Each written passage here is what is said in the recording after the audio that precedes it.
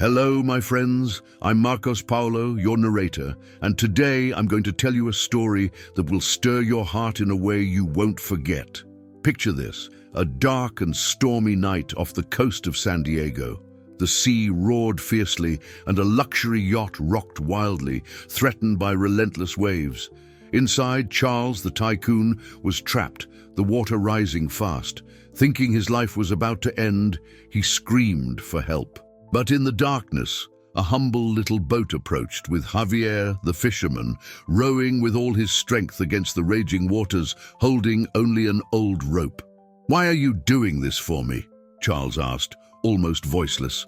"Because everyone deserves a second chance, even you," Javier replied with a weary smile. That moment changed everything. In just 3 days, this simple act of kindness turned into a miracle that transformed both their lives. Will the rich man ignore his savior, or will he do something to give back? Stay with me until the end, because this story will make you laugh, cry, and believe we can change the world with one act of love. Drop a comment now. Where are you watching from? Subscribe to the channel and give it a like so you don't miss a thing. Let's embark on this journey together. The storm battered San Diego that night, the wind howling like a lament, the waves crashing against the rocks with a sound that seemed to scream. Javier, the fisherman, rowed his little boat named Hope against the furious waters, his face soaked with rain and sweat, his arms aching with every stroke. On the drifting yacht, Charles, the tycoon, was trapped in the cabin, water rising to his knees, his hands slipping on the controls as he shouted for help. It was a clash of worlds, a simple man with nothing but courage against a powerful rich man, lost in his pride. What would happen in the next 3 days? There was a promise in the air, a suspense that made your heart pound harder, like thunder echoing in the distance. Get ready for a lesson that will make you see life through new eyes. Charles, trembling in the little boat as Javier pulled him to safety, held the fisherman's words like a ray of light in the darkness of his soul. Who is this guy saving me without even knowing me? He wondered, his head spinning between gratitude and shame. Could an act of kindness from someone so humble fix a heart he himself had broken with years of ambition? The sea calmed, the stars appearing timidly, but inside Charles a new storm was brewing, a mix of gratitude and wounded pride that left him unmoored. In just a few minutes, you'll see how a rope and an unlikely hero can change more than a life. They can change an entire destiny. Let's meet our heroes up close. First, there's Javier Morales, a 45-year-old fisherman who's spent his whole life battling the sea and sun of San Diego. His home is a simple little house near the port, with creaking wooden walls and a roof that leaks when it rains. His boat, called Hope, is an old thing he patches up with his own hands, using ropes and makeshift fixes because he can't afford to replace it. Every day, he heads out early to fish with worn nets, facing strong currents to bring food home. There he lives with Rosa, his wife, a sweet woman who works hard to help, and their 2 little girls, Elena, 8, and Sophia, 6, who dream of things Javier can barely provide. Life is tight, with debts from the boat and medicine for Sophia, who has asthma and needs an inhaler. Even so, Javier has a heart as big as the ocean. He shares fish with hungry neighbors, fixes nets for the old folks at the port, and is always ready to help, even with calloused hands and a weary body. He's a simple man of few words, but his kindness lights up those around him. But Javier's life isn't easy, friends. Poverty is like a shadow that never leaves him. Bills pile up, the boat keeps breaking, and Sophia's medicine weighs heavy on his wallet.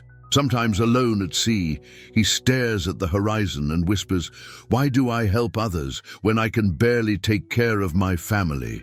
Still, he believes, at sea, we're all equal, and that faith keeps him standing like a lighthouse in the dark nights. This encounter with Charles will change everything, but for now, he's just a humble fisherman, holding onto life with hope, nets, and a huge love for his family. And then, we have Charles Everett, a 55-year-old tycoon who runs a real estate empire stretching from San Diego to New York, with skyscrapers touching the sky and a fortune most can only dream of. He lives in a mansion in La Jolla, a house so beautiful it looks like something out of a movie, with staff rushing to serve him and gardens like a park. But friends, behind it all is a broken man. His ambition led him to trample over partners, build buildings that displaced poor families, and abandon his own family. His marriage to Margaret ended, and his son, Daniel, 20, barely speaks to him since moving to the East Coast. His yacht, the King of the Sea, was where he hid, a symbol of the power he loved, but also the emptiness he carried inside. One night, escaping a work crisis, a corruption investigation that could bring everything down, he decided to sail alone, not imagining a storm would nearly end him.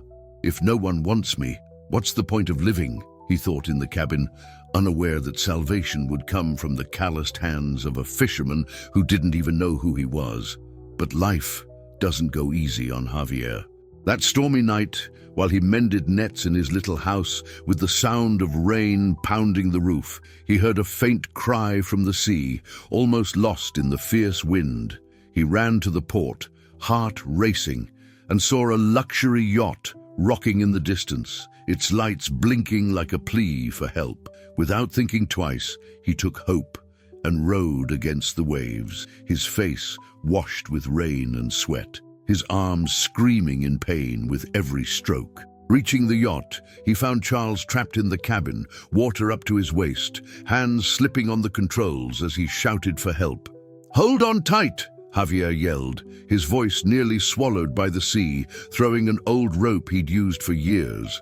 Charles, half drowned, throat full of salt water, grabbed the rope with his last strength, and Javier, pulling with an energy he didn't know he had, brought him to the little boat.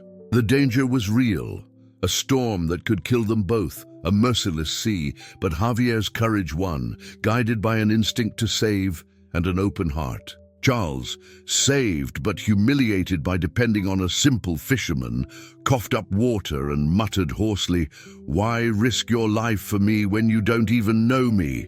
Javier, panting, chest heaving, looked at him with tired but kind eyes and replied with an exhausted smile, "Because everyone deserves a second chance, sir, even someone like you who seems to have forgotten that."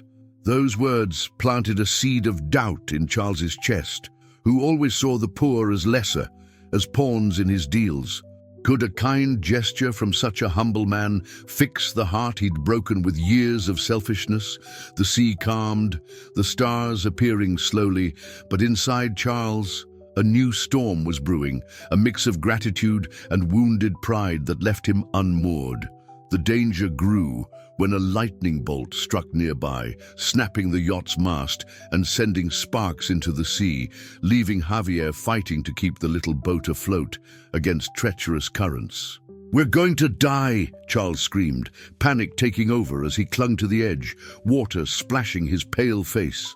Javier, with a calmness that seemed miraculous, spoke firmly, "Trust me, I've been through worse storms. Hold on and pray with me."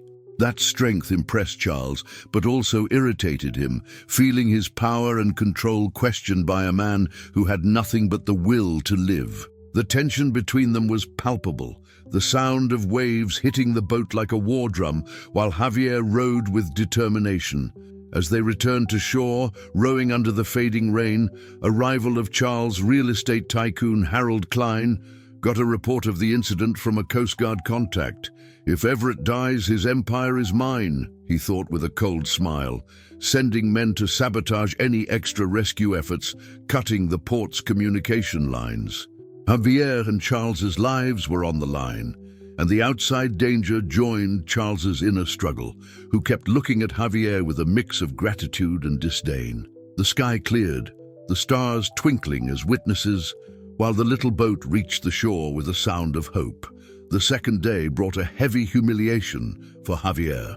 Arriving at the San Diego port with Charles, the other fishermen, their faces sunburned and hands rough as stone, gathered to mock him. "Look at him, saving a rich guy. You're crazy, Javier."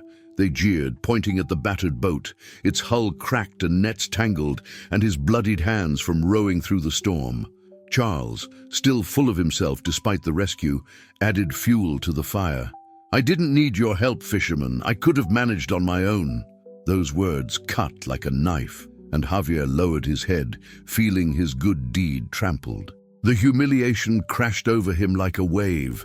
And you, friend, feel that weight with him, don't you? It was a humble man being crushed by a world that only values money. Charles tried to thank him, extending a trembling hand while leaning on a port post. But Javier rebuffed him with a sharp gesture. "I don't want your pity, sir. Keep your money." That refusal deepened Javier's shame, a moment that makes you want to stand up for him and yell at Charles's ingratitude. The tension between them grew, the air thick with an awkward silence, as the fisherman kept laughing and neighbors gathered to gawk, turning it all into a circus. The local press showed up with cameras and microphones, and the next day headlines screamed, "Humble fisherman saves selfish tycoon in dramatic rescue." But instead of praise, neighbors mocked him at the market, whispering, "Why risk your life for a rich guy who doesn't value you?" At home, Rosa, his wife, greeted him with tears in her eyes, hugging their little girls as she sobbed, "Why do you throw yourself into danger for a stranger, Javier? You could have died." The emotional disparity isolated Javier further, wounding the pride he carried so carefully. The port, once his safe haven, became a prison, with whispers of disdain echoing like waves in his mind. Javier locked himself in his little house, staring at the sea with a quiet rage as the waves lapped gently at the shore. He sat at the wobbly table, hands covering his face, letting sadness and resentment take hold. That humiliation was rock bottom, a place where he questioned if being good to someone who treated him like nothing was worth it. But a spark of resentment toward Charles began to grow, a fire fueled by injustice, fed by the fisherman's laughter and the tycoon's cutting words. Was it worth saving a man who despised him so much? The humiliation spread when a longtime friend from the port, Pedro, who used to share beers with him, called him a servant in front of everyone. "You're a rich man's obedient dog," he spat, spitting on the ground. The words stung like lashes, shattering the self-esteem Javier had built through years of honest work. Rage consumed him, fists clenched on the table. But Charles's words, "Everyone deserves a chance," echoed like a distant whisper, hinting at a different path he could barely see through the pain. The next day, Klein's goons appeared at the port with a sinister smile, threatening, "Stay away from Everett or your family will pay." Humiliated to the core of his soul, Javier considered giving up, his spirit broken by the pressure and ingratitude, but the memory of the storm and Charles's exhausted face held him back. The inner pain was unbearable, making him question who he was and what he was worth for the first time. Was there hope beyond this humiliation, a light to guide him out of this darkness? The third day brought a rebirth that will warm your heart, friends. Charles, recovering in a luxury hotel in La Jolla with a view of the sea, felt an emptiness that no amount of money could fill. He sought out Javier at the port, finding him sitting near the broken boat, head bowed, shoulders slumped. With a lump in his throat, Charles approached and confessed, his voice trembling, "You saved my life that night, Javier. Not just from the sea, but from myself. I don't know how to thank you." Those words planted a new idea in Javier's chest.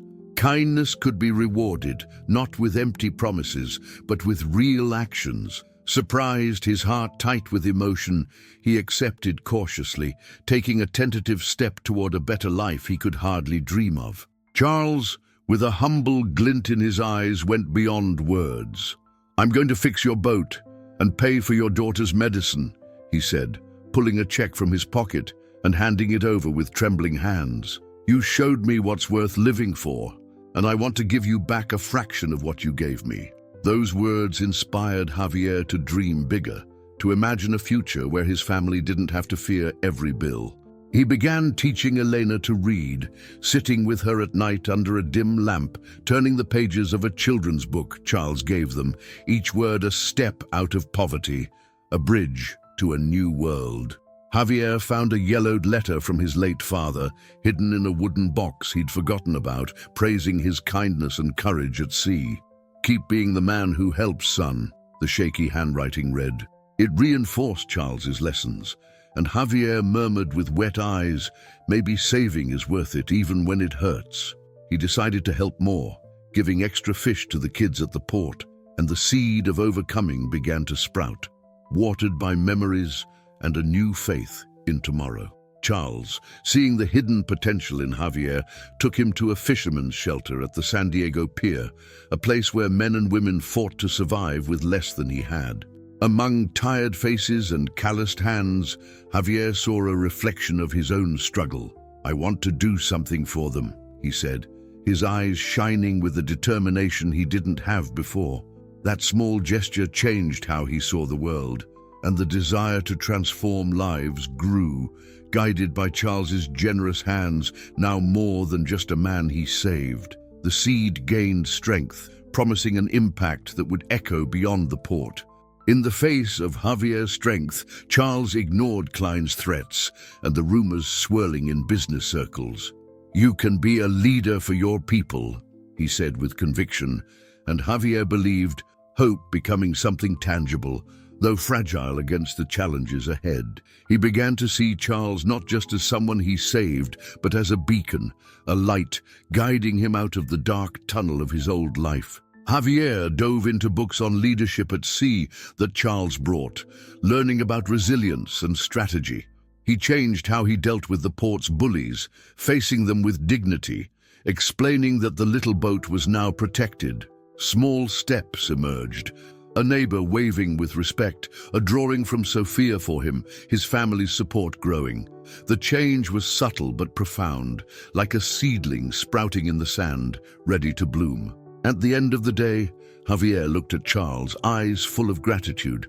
"Thank you for giving me a reason to keep going," he whispered, his voice choked. The seed was planted. Now it needed care and faith to grow. He decided to fight for a better future, with Charles as his guide, toward a life worth living, far beyond the waves that shaped him. The port, once his prison, was starting to become a symbol of rebirth. Javier learned from Charles at the La Jolla mansion, mending nets with help from a team Charles hired, a task that bridged their worlds in an unexpected way. "Kindness always comes back," Charles said, passing a new tool, and Javier laughed, the sound filling the air like an echo of joy, tearing down the barriers between them. That moment humanized everything, and the mansion's staff, who once looked at him with curiosity, began treating him as a friend, sharing stories of their own struggles while working in the garden or kitchen.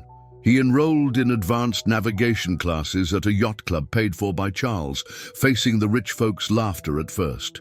"A fisherman wants to be a captain now?" they mocked, but Charles urged him on. "Show your worth, Javier, and shut them up." After months of effort, he sailed alone for the first time, sails full of wind, and returned with a smile that earned everyone's respect. Those strides not only built confidence, but crafted a new identity, a man who commanded the sea and his own destiny. Klein, the rival, ramped up his attacks, spreading rumors of Charles's mental instability in investor meetings. The pressure mounted, but Javier pressed on, organizing fish donations for the port's shelters, an act that filled him with pride and showed his growing influence. His heart opened with every grateful smile, a stark contrast to Klein's threats. Charles shared stories of his poor days in Boston, sleeping on the streets before success, teaching empathy. "Compassion is our compass," he said, and Javier used it with neighbors, listening to their struggles with debts and illnesses, offering advice and support. "Thanks for showing me a bigger world," Javier said, hope growing stronger, though fragile against Klein's schemes. Their bond deepened like a lighthouse guiding a ship home. One day, a Klein goon sabotaged the little boat, cutting its ropes and leaving a note. "Stay away from Everett. Charles paid for repairs on the spot and posted guards, earning the fisherman's respect. "You're changing the game," Charles noted, and Javier smiled, reconnecting with an elderly uncle who invited him to a family dinner, strengthening ties. The support network around him grew, a shield against the storm. Klein spied on Charles's finances, stirring scandals in newspapers with headlines like "Tycoon Rescued by Fiasco." The threat grew, but Javier fought back with honesty, sharing his story on a local radio, touching listeners who donated to his family. Hope became real, anchored by Charles's steadfast support. Javier and Charles began meditating together at dawn on the pier, the sun rising over the sea, easing the stress of their battles. Small acts, like teaching a port kid to cast a net, added up, strengthening the journey. The fragility of hope kept him vigilant, ready for whatever challenges fate brought. In the end, Javier saw Charles as a brother, calling him compa with affection. The journey evolved with constant challenges, the change evident in his confident stride and renewed smile. Klein plotted a final blow, but Javier, transformed by the tycoon he saved, was ready to face it with courage born of the sea. But friends, life doesn't let up. The seventh day brought an obstacle that nearly ended everything. Klein, Charles's rival, launched a heavy attack, suing him for fraud with fabricated evidence, freezing his assets and dragging his past into the media.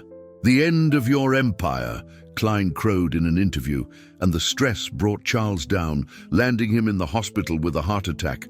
"I failed," he whispered in his bed, thinking of giving up, his heart beating weakly as he stared at the white ceiling.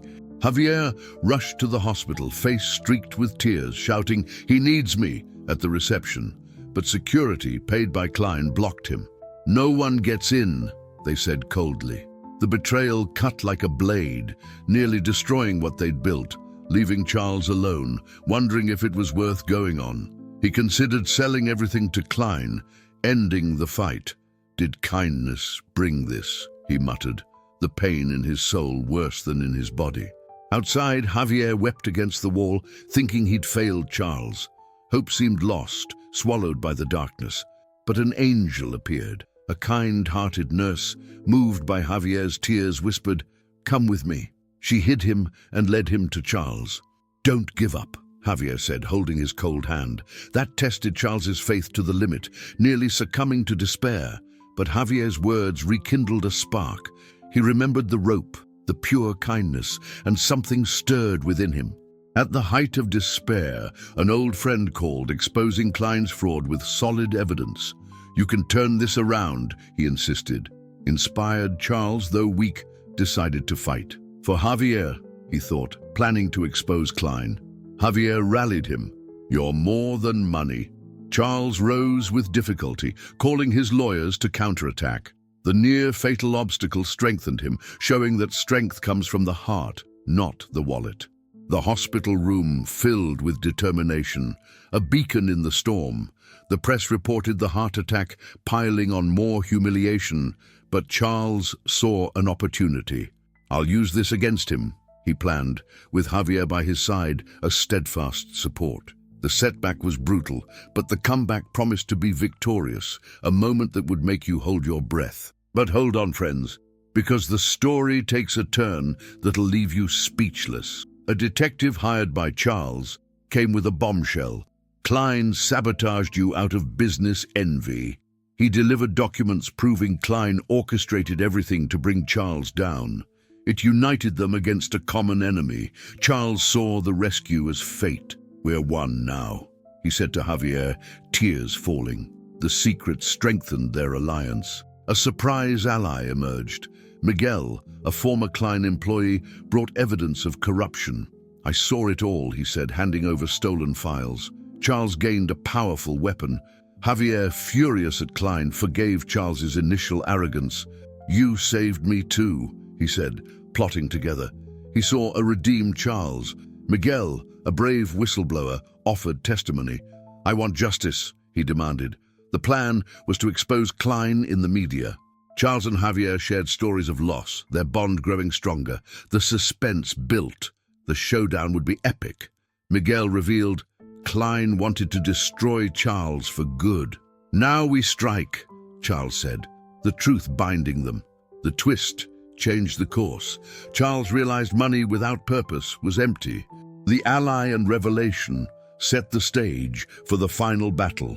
With tension in the air, what would Klein do? Here's the moment, friends. Charles decided to face Klein in a public meeting, with Miguel's evidence in hand, ready to reveal the truth. "It's time to end this," he told Javier, who backed him with a steady gaze.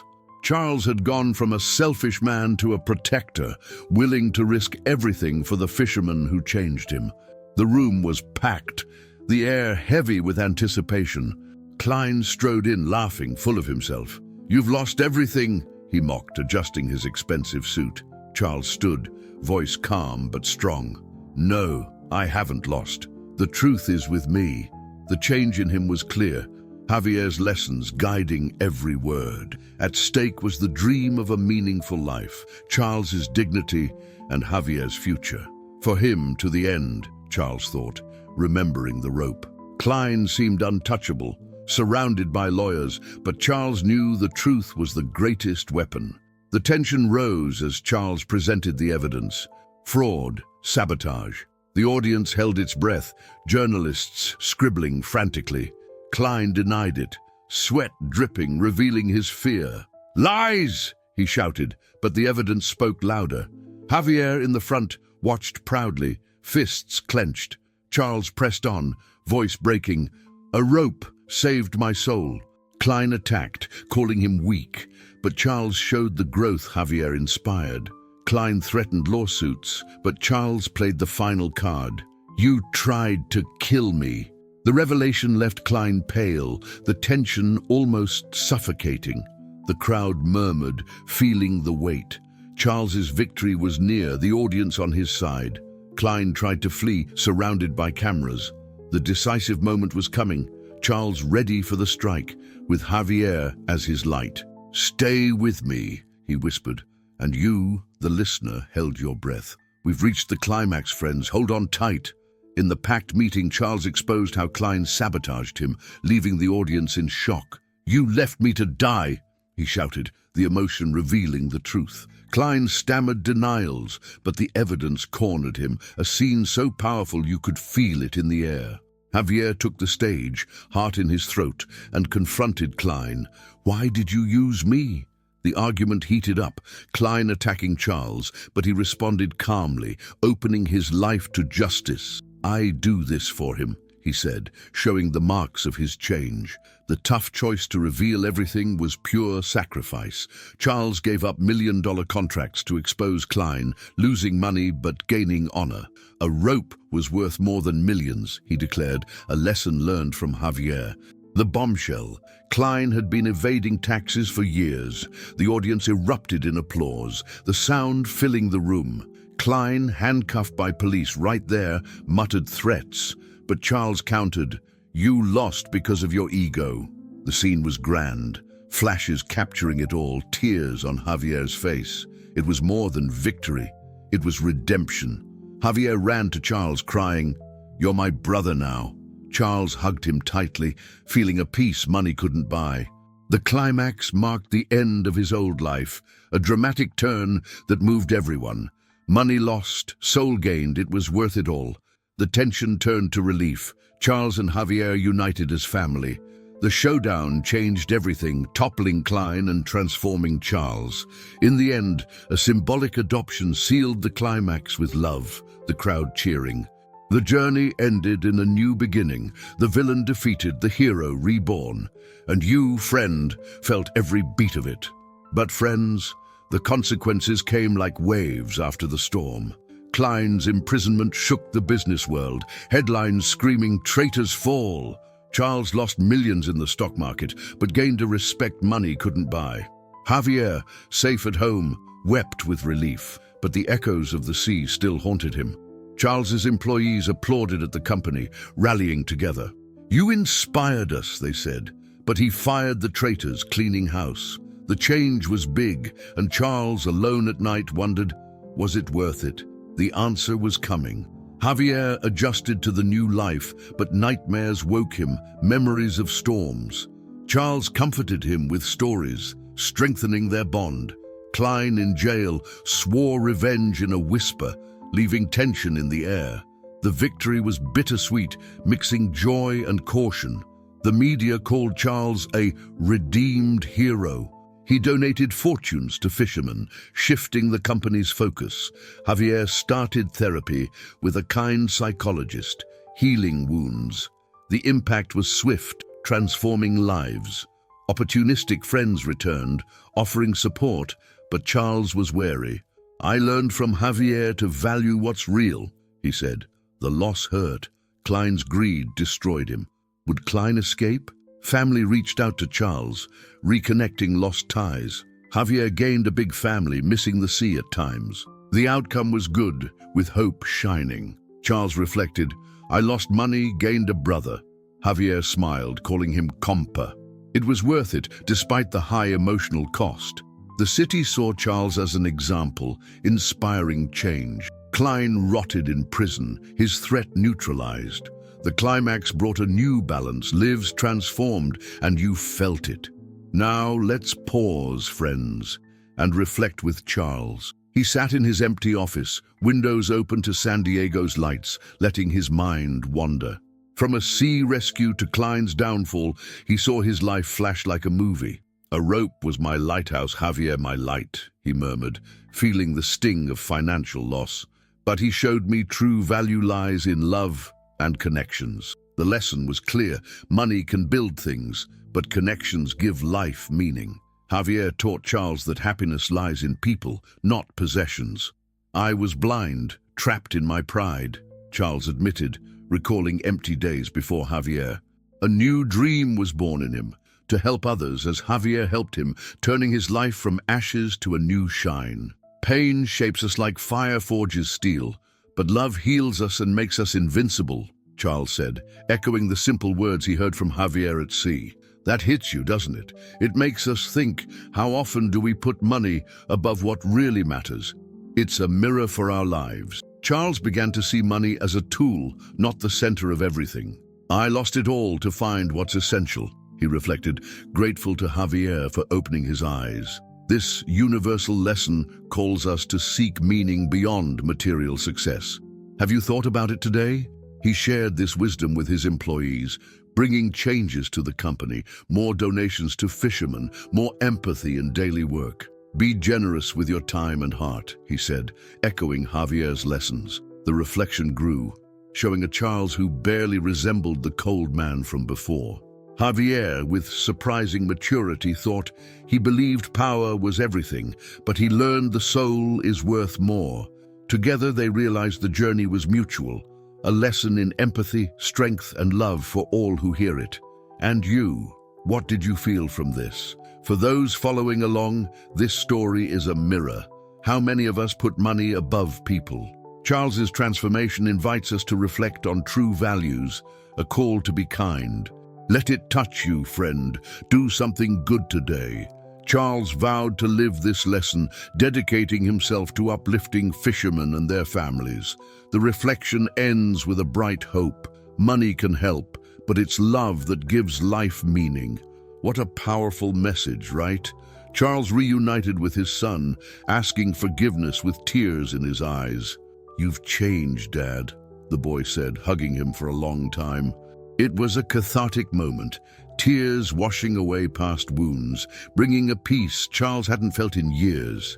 Javier forgave a rival from the port who always envied him.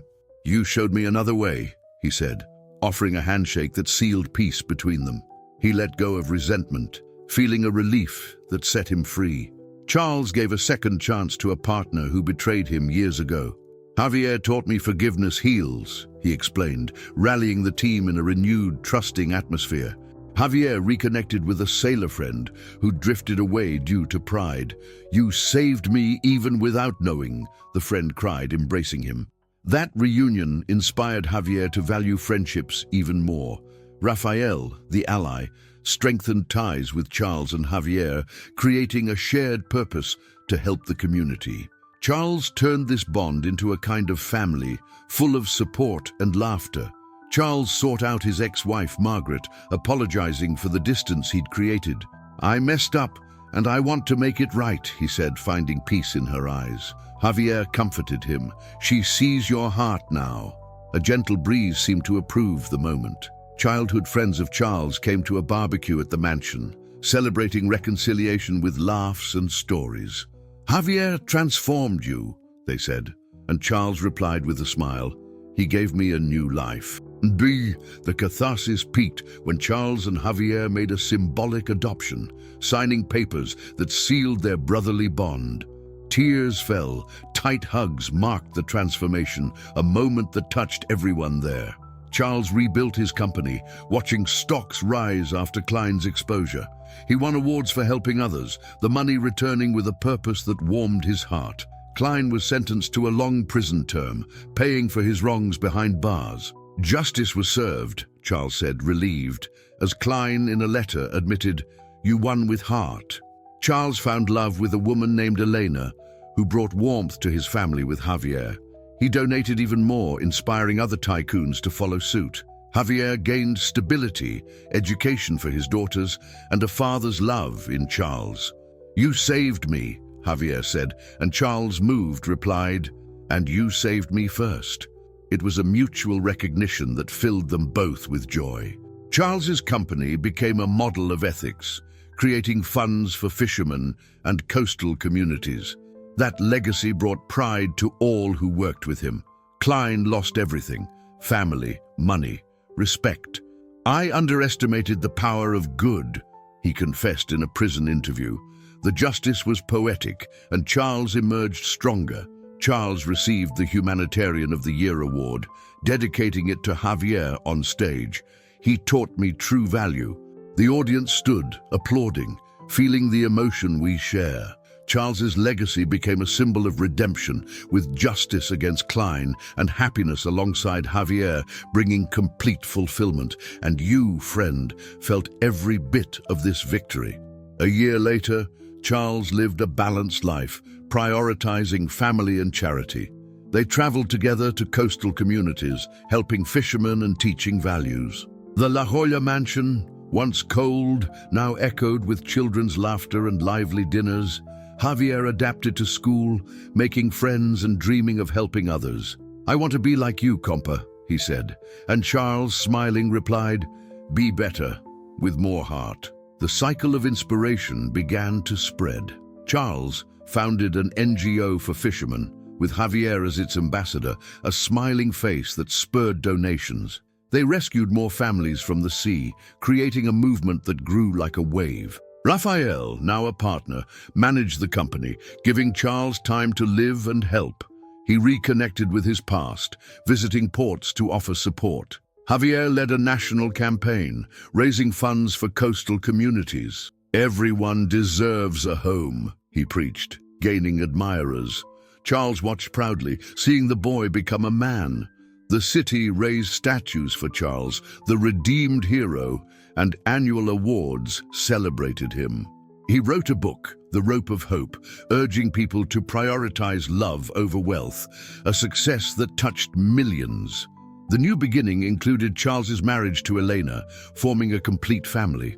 Javier gained adoptive siblings, and Charles found a peace he never imagined.